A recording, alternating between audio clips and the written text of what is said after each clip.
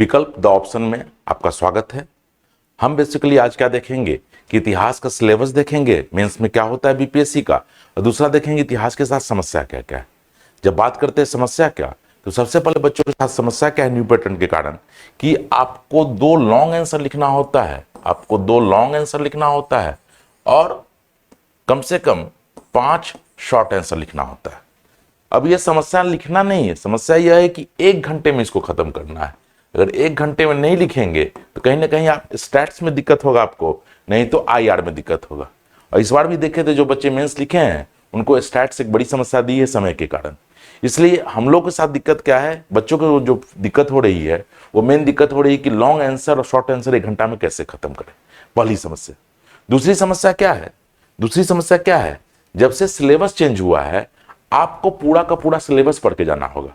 जैसे हम बताते हैं पहले क्या होता था कि अब अगर आप संथाल पढ़ लिए हैं, अगर संथाल इस बार पूछ दिया है तो मुंडा पूछेगा, मुंडा पढ़ के चले जाइए, कोई दिक्कत नहीं है।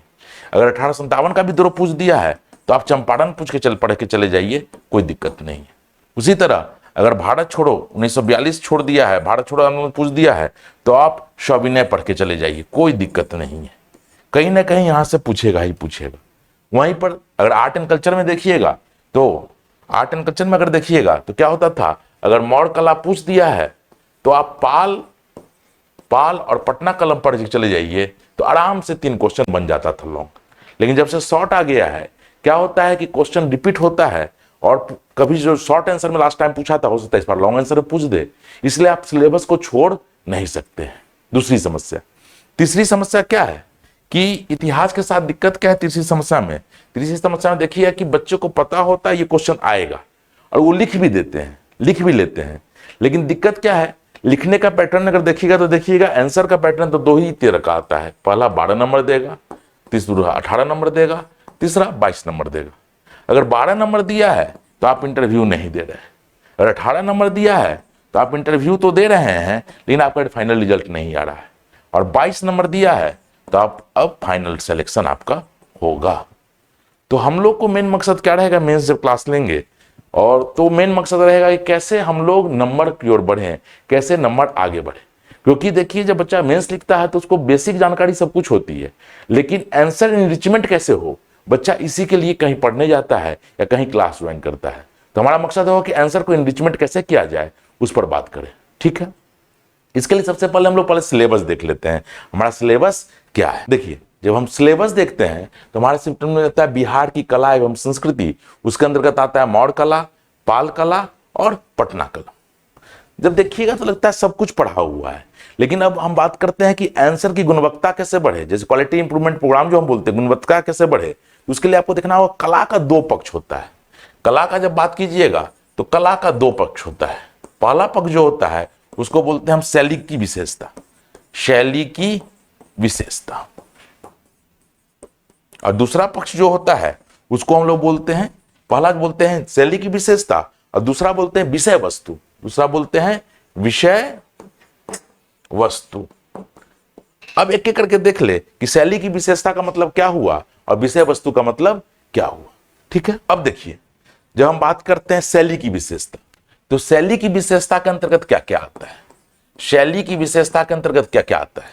तो देखिएगा सबसे पहला जो चीज आता है शैली के अंतर्गत, विशेषता के अंतर्गत सबसे पहला होता है कौन से पत्थर।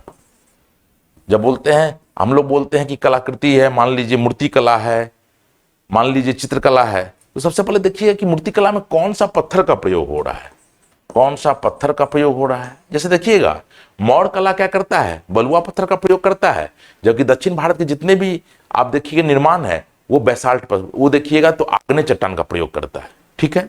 तो हमको समझना होगा कि दोनों में अंतर क्या है।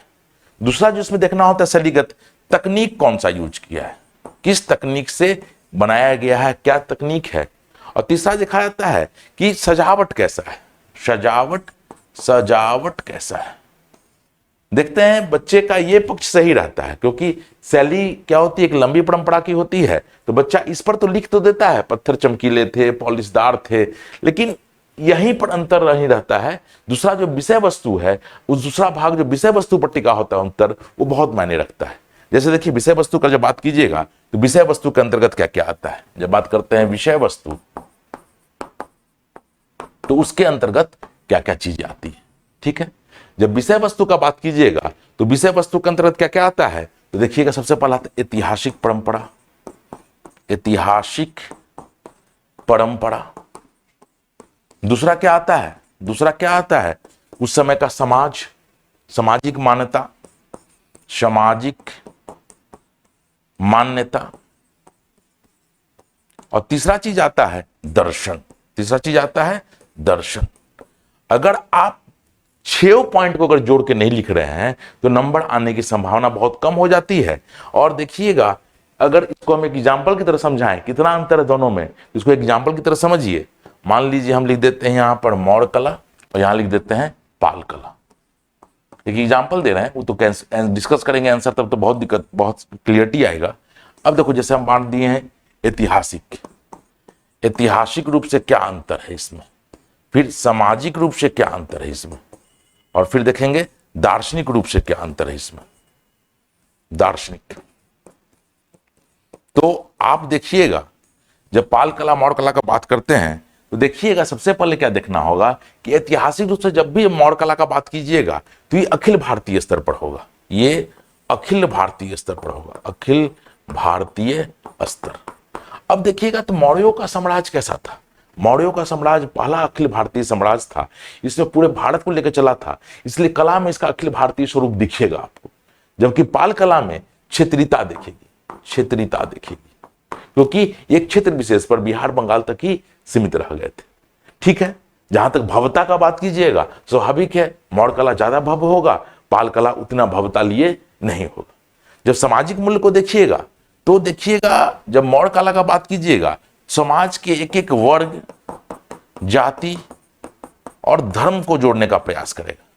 जबकि पाल कला का बात कीजिएगा तो इसका इतना व्यापक क्षेत्र नहीं होगा, इसका क्षेत्र इतना व्यापक नहीं होगा। जहां तक दर्शन का बात है, क्योंकि अधिकांश जो कंक्लूजन बोलते हैं या हम लोग बोलते हैं विश्लेषण करना, तो दर्शन पढ़ाकर रुक जाता है। आप देखिएगा मौर्य कला से, जब मौर्य कला का बात कीजिएगा तो मौर्यों के समय जब धर्म का बात कीजिएगा तो वैदिक धर्म, बौद्ध धर्म और जैन धर्म।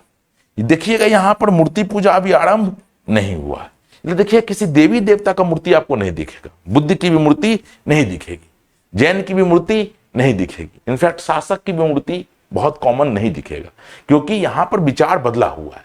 वहीं जब देखिएगा पाल कला में, तो पाल कला में देखिएगा मूर्ति पूजा आरंभ हो चुका है, जिसको आप वैदिक धर्म बोल रहे हैं, धीरे धीरे हिंदू धर्म का रूप ले चुका है वो। और देखोगे तो बौद्ध धर्म में जब देखोगे तो बौद्ध धर्म देखोगे, जब देखोगे मौर्योत्तर काल, वहीं से मूर्तियां बनने लगती हैं और इस काल में अपने चरमोत्कर्ष पर जाती है। तो जब कंपेयर करते हैं, जब दर्शन को कंपेयर करते हैं, तो स्वाभाविक है हर कला का अपना एक विशेषता होता है। जब तक उसकी विशेषता को ढंग से नहीं लिखा जाए, 6 पक्ष को नहीं लिखा जाए कि 3 पक्ष ये और 3 पक्ष से पहले चर्चा किए थे शैलीगत विशेषता, जब तक 6 पक्ष नहीं लिखा जाएगा तब तक नंबर संभावना कम होती है। अगर एक पक्ष भी छूट जाता है तो वही बोले, अगर कम लिखे हैं तो 12, पूरा पक्ष लिखते हैं तो 22 से 24 नंबर की संभावना बढ़ जाती है। तो पहला पोर्शन हम लोग आर्ट एंड कल्चर कैसे पढ़ेंगे, तो हम लोग आर्ट एंड कल्चर से स्टार्ट करेंगे, मौर्य कला से, और देखेंगे बेसिकली आंसर कैसे लिखा जाए। कहानी सुनाने के लिए नहीं है कि भाई चमकदार पत्थर है, उसे तो बच्चा जानता है, लेकिन आंसर लिखने में क्या क्या दिक्कत होती है, हम बेसिकली उसी पर फोकस करेंगे। ठीक है, अब आ जाइए दूसरा चीज का मतलब, अब आ जाइए जब हम बात करते हैं भारत में राष्ट्रवाद, आपका सिलेबस क्या बोलता है, विभिन्न अधिनियम है, 1857 का विद्रोह है, पश्चात शिक्षा एवं बिहार है, असहयोग आंदोलन है, भारत छोड़ो आंदोलन है, बिहार में जनजाति विद्रोह है, चंपारण है, फिर गांधी एवं जन आंदोलन है, गांधी एवं जन आंदोलन है, सविनय अवज्ञा आंदोलन है। तो आप एक चीज नोट कीजिए, आपका जो सिलेबस कह रहा है एक पार्ट दे रहा है, दूसरा पार्ट नहीं दे रहा है। इसको समझते हैं कैसे, एक पार्ट दे रहा है और एक पार्ट दूसरा कैसे नहीं दे रहा है, इसको समझते हैं हम लोग।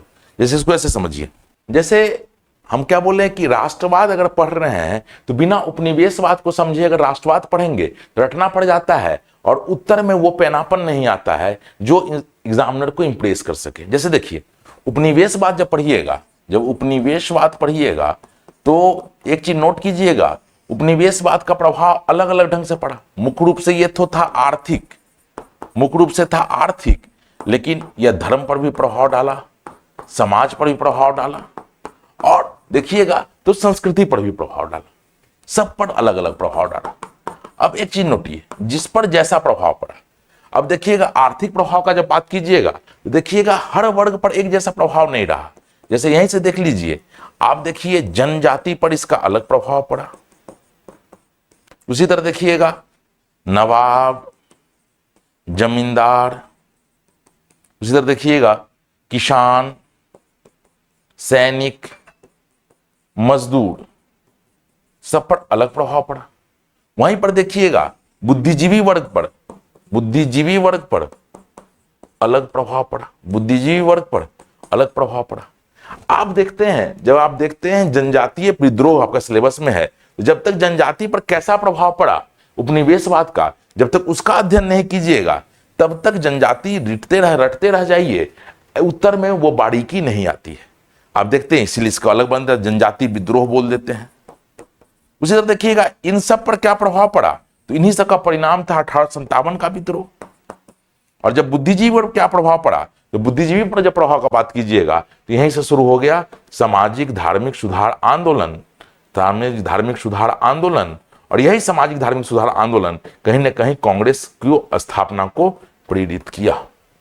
तो स्वाभाविक है आपका एक पार्ट राष्ट्रवाद तो दिया हुआ है, लेकिन जब तक उपनिवेशवाद से समस्या को नहीं जोड़ेंगे, क्योंकि अगर ढंग से देखा जाए तो हम यही कहेंगे कि उपनिवेशवाद क्रिया है और इसके विरोध में क्या निकला है, राष्ट्रवाद। और राष्ट्रवाद क्या है, प्रतिक्रिया है। अब जिस पर जैसा प्रभाव पड़ा, जिस वर्ग पर जैसा प्रभाव पड़ा, उसने इस प्रतिक्रिया को वैसे दिया है। जैसे जनजाति का अलग प्रभाव था तो वो अलग ढंग से दिए हैं, किसान, जमींदार, मजदूरों पर अलग प्रभाव पड़ा, सैनिकों पर अलग प्रभाव, तो उनका अलग प्रभाव निकला। अब बुद्धिजीवियों पर अलग प्रभाव पड़ा, इसलिए अलग ढंग से राष्ट्रवाद है।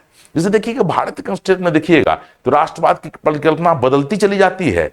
जहां देखिएगा प्रारंभ में जनजातीय लोग के लिए क्या था, अपने क्षेत्र से अंग्रेजों को खदेड़ देना ही राष्ट्रवाद था। वही 1857 विद्रोह में अंग्रेजों को बाहर निकालना राष्ट्रवाद था।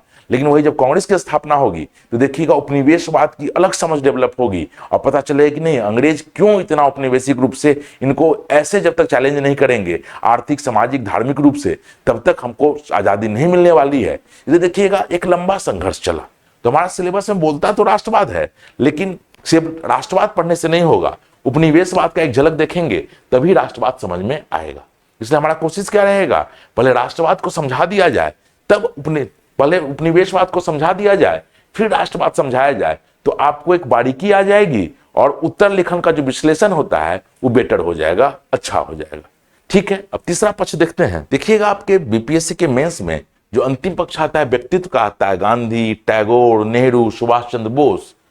एक्चुअली बच्चे लोग इसको लिखने से परहेज करते हैं क्योंकि क्वेश्चन बड़ा सुलझा हुआ नहीं होता है, लेकिन जहां तक एक समझ डेवलप हो जाए तो जब से ज्यादा मार्क्स की बात करेंगे तो सबसे ज्यादा इतिहास में मार्क्स यहीं पर देने की संभावना बढ़ती है। अगर आप पूरा आंदोलन समझ चुके हैं, राष्ट्रवाद की समझ डेवलप हो चुकी है, उपनिवेशवाद की समझ हो गई है, तब व्यक्तित्व ने कैसे उस समय काम किया, उसी चीज को पढ़ने के लिए हम लोग पर्सनालिटी को पढ़ते हैं, व्यक्तित्व को पढ़ते हैं। तो ठीक है, आज हम यहीं पर क्लास को रोकेंगे, मतलब आज का वीडियो मेरा यहीं रहेगा। नेक्स्ट वीडियो से हम लोग क्या करेंगे, तो हम लोग कला और संस्कृति शुरू करेंगे और मौर्य कला से पढ़ेंगे। हमारा मकसद होगा मौर्य कला पर 2-3 लेक्चर दे के आंसर कैसे लिखा जाए, क्योंकि बच्चे का मेंस में मेन समस्या उत्तर कैसे लिखें और अच्छा उत्तर कैसे हो, कैसे नंबर आए, उस समस्या को देखने का प्रयास करेंगे। धन्यवाद।